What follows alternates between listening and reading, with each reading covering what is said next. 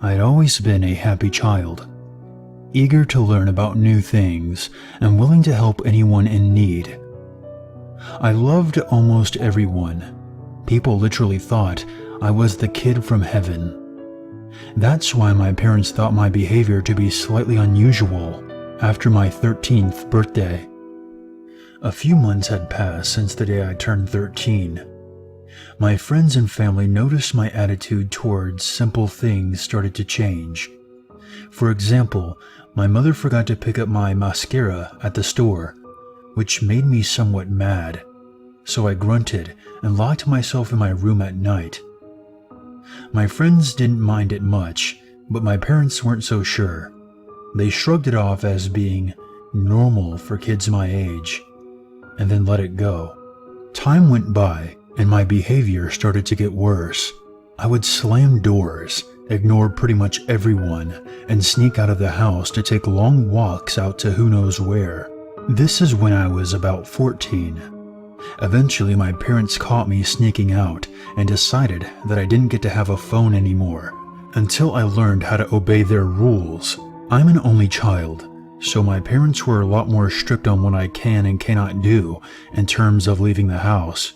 Let's just say I didn't get my phone back for a while.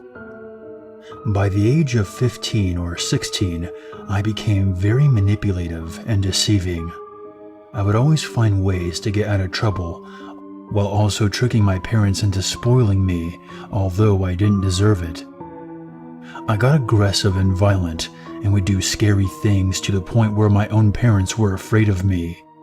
The house was always filled with constant screaming and yelling from all the arguments I would start with them. One time, I even punched a hole straight through the wall, which really raised hell. My parents decided they were fed up with me and to call over my uncle who works as a psychologist 2 towns over. Little did my parents know, he was also a medium, meaning he is able to see and communicate with spirits. When my uncle arrived at our house, he talked to my parents about the situation for about 30 minutes to an hour. But I noticed every 5 minutes or so, he would glance over at me with a worried look on his face. After they were done, my uncle pulled me aside to our guest bedroom. I took a seat on the bed as he stood a distance away from me. "So did you tell them that I'm crazy or something? Because I'm not," I said nervously. I hadn't seen my uncle for a long time, and the looks that he gave me were a bit unsettling. He just stood there in silence. Then he left the room hastily and brought back a vintage Polaroid that I'm sure he brought himself, because I had never seen that anywhere in my house before. "Oh, so you want to take my mugshot or something now?" "Hold still," he said in a very serious but quiet low voice, almost as if he were trying not to be heard. I sat absolutely still while he took my picture. It started to print slowly, and once it came out, he waited very impatiently for the photo to develop. Once the photo developed, he stared at it for quite a while, nervously looking back and forth from me to the picture. "Let me see it," I said, irritated. He handed me the picture, and at first, I didn't see what the big deal was until I saw it. It was hard to notice when you first glance over the picture, but as you look closely, you can see it very clearly. In the picture, it's slightly blurred, but you can see a black human-like figure hanging on my back with its arms wrapped around my neck.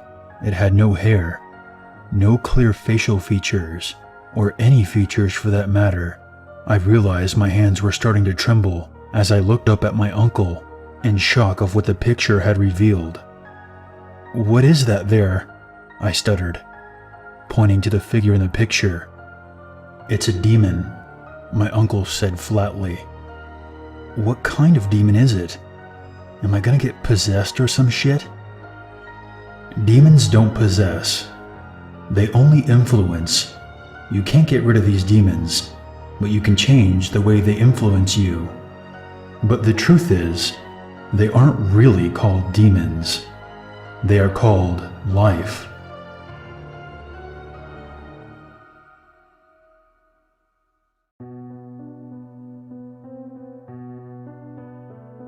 Hey guys, Unit 522 here, and I want to thank you very much for watching my video.